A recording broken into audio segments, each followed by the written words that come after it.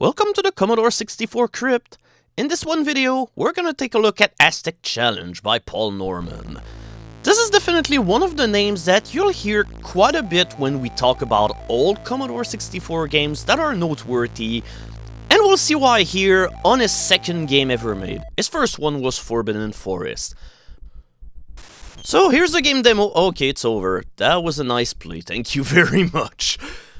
So this is definitely a very simplistic game for the most part. The entire controls of the game are listed on these still screens, and you generally only have like one or two buttons to press in order to be able to do anything. In this one level, for instance, you're bombarded by all of your friends with a never-ending supply of spears as you run forward to that pyramid.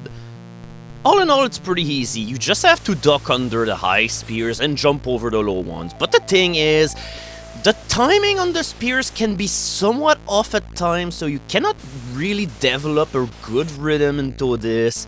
So you always have to be on the get-go, and you only have like about a few moments in order to react. And honestly, my reflexes are not the sharpest thing ever. But yeah, it's a nice touch considering that as you evolve further and further into the level, even though the screen is mostly the same, you can see the pyramid grow more and more, and finally the song itself becomes more and more full blown out and everything.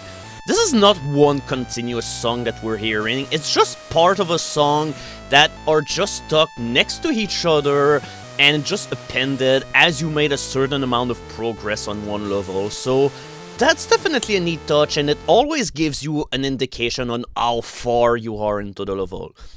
So Aztec Challenge is essentially a collection of mini-games which are all based around the concept of just undergoing a certain challenge that Aztec people have to overcome. In this one, we have to ascend the stairs of the pyramid while yeah, I'm not really sure who throws these boulders or those rocks all the way down, but they surely are huge jerks. The only controls that you have here are to move left and right in order to avoid the rocks. It's definitely self-explanatory once again, and truth be told, this is probably one of the lowest points of the game, but at least this level is not very long. As you can hear, we're already about at the middle of the level. Alright, now we're in the home stretch. We only have about 30 more seconds left. So even though the concept of gameplay that this game brings forward is nothing really new, at least you still have this nice touch of always being kept on edge by the music, because then as the music gets full blown like this and you finally think, okay, I'm about done, so I just must not fuck up at all. And then you just end up fucking up just because you end up being kinda stressed out by how intense the music eventually gets. So now we have to go inside the temple and we have to avoid a shit ton of traps. You always run automatically in this one level. There's one key that you press in order to stop, and the other one you jump in order to dodge the obstacles. In order for this to not happen, because that certainly was messy. But those holes, however, can get really buggy because for some unknown reason, you just get into another screen after that, and you just end up dying because, well, who knows why, but those pits can pretty much go die in hell. And it doesn't help that the game decided to stick 3 rooms that have pits in a row. The layouts of the room are entirely random, so you never really know what to expect. It's either arrows, the rocks, the pits, or the razors. Okay, so now we have to avoid the friendly fauna of Mexico. And I don't know why, but I have a feeling that it's not going to be as friendly as the game tells you to. Also, this one level is definitely not a looker. It's kind of hard to look at, honestly. But that's usually how Paul Norman games go for the most part. The graphics usually are not the strongest point of the game, but most of the other elements are always in top notch. Although the gameplay for this one kind of feels a little bit off. You just get assaulted by a shit ton of friendly spiders, scorpion, poisonous snakes. I'm not sure what the grey things are. Yeah, they kind of look like man-eaters. I'm not entirely sure, but wait, they're anteater? No, not man-eaters. Oh, God. The Friendly Man-Eaters of Mexico. That's the name of my new band. The only two controls you have for this one level is to jump low or high. Depending on how the critters are placed, you need to do proper jumps in order to not land in the next critter or jump low enough so that you will end up dodging everything. Now, that's probably the poorest level of the game. Aztec! So yeah, you just have to randomly guess what are the booby trap tiles and just make your way to the exit without knowing anything. So it's kind of a memory game, but the penalty is death. But at least it went off really quick. But, well, this game has several difficulty settings that you can go at, and it doesn't get pretty later. So yeah, that's the Piranha challenge. You just have to swim across a lake filled with piranhas, and that's what happens whenever you get eaten, and holy shit, this is kind of brutal. I mean, for a game that doesn't have any kind of violence or anything, I mean, it doesn't have blood or gore or whatever, but it's still kind of gruesome. Also, compared to the other levels where you will move forward automatically, it's not the case in this one level. Your progress is indicated by going up like that. You just constantly wrap around the entire screen while swimming in the sea full of snow or whatever it's supposed to be, while dodging the piranhas. You have an ability to dive underwater for a brief amount of time, but it's almost pointless, or at least it is on the easiest difficulty setting, because you can only stay underwater for 1 second. If you dive any longer than that, you instantly die and you have to restart from the beginning. I wish I was kidding, but that's how it goes.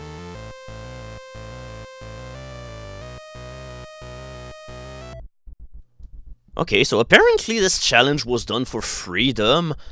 The freedom to be pelted by spears, rocks, scorpion, and everything in the book. With that said, however, the final level is a pretty nice challenge, because you have low-gravity Aztec as well, then, yeah, hilarious falling animations as well.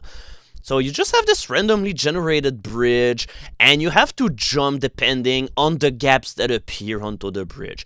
You have the choice to either do low jumps, middle jumps, or long jumps. Essentially, you do each of these jumps in order to clear the appropriate number of gaps. You use a low jump in order to jump across 1 hole, the medium jump for 2, and the high jump for 3. If you do anything else, well, you might still be able to get away with doing a very high jump on a low gap, but the thing is, you might just end up landing in another hole that is right ahead, so you have to do the correct jumps in order to make sure that everything goes right. My only issue with this challenge is that you don't really get a good idea of movement here, because everything is static except for the bridge itself, so you don't really have a clear indicator on the progress that you're doing, apart from the music, which is always there for you. And in this one, you can definitely hear the music a little bit more, considering that this is a slightly lengthier level compared to some of the other levels we've been through lately. I mean, it's about as long as the first level was, but it's definitely easier for the most part because it doesn't require as much reflexes. It's mainly more a thing about planning your jumps ahead of time, and you can be sure that if you increase the difficulty setting, the game will get a shit ton harder too. But the reason why I'm not addressing the difficulty levels that much more is because, well, you don't really choose a difficulty level. You have to clear the entire game in order to go to the next difficulty, or you just need to find a copy of the game that has a trainer, and then you'll be able to start at the difficulty level that you want. But all in all, it would have been nice if you had the option to choose your difficulty, because most people that I know of usually just play the first difficulty and call it a day here. Yep, the game just randomly ends here, and we move on to the second difficulty level. So, what awaits us in Phase 2? Well, we get to play the same levels, except that things are going to be a shit ton harder because, yeah, those spears are a shit ton faster and they shoot a lot faster too. This is where I pretty much have no more control over my destiny, as you can tell. I'm hella panicking here. I mean, even on the easiest difficulty, I found this level kinda tense, but now it's about 10 times worse because you're constantly on edge and your eyeballs are just constantly scanning across the entire screen. So, as an experiment, let's see what happens in Phase 4, the last difficulty of the game. Yeah, now we have a night level, and the spears are just raining now. There's no way we're ever beating this level, forget about it. As for level 2, yeah, the rocks are definitely a shitload faster, definitely seem as if that they've got their jet propelled now. Yeah, that's pretty much the only way that you die on this one level, by going on the final difficulty level. As for this one level, it's kind of underwhelming what the extra difficulty does. It doesn't change anything in the room layouts or anything, it just makes the level a shitload longer. Because, yeah, I've cleared like 5 rooms and the music still haven't gotten any edgier. Okay, now it did, but that means we're only about an 8 on the way through the level. Oops, okay, there goes our progress. Out of the entire game, this is the only level that I've came close to beating on Phase 4.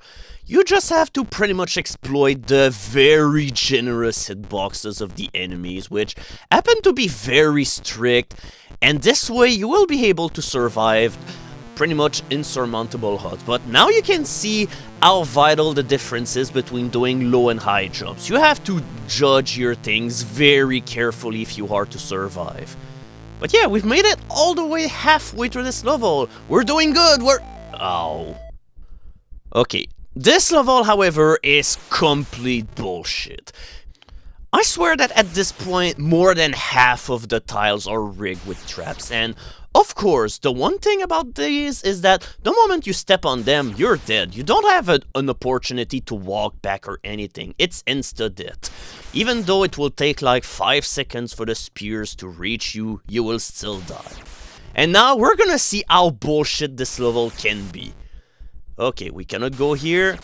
Yeah, that's right. The way the level was configured, we cannot progress and beat the level.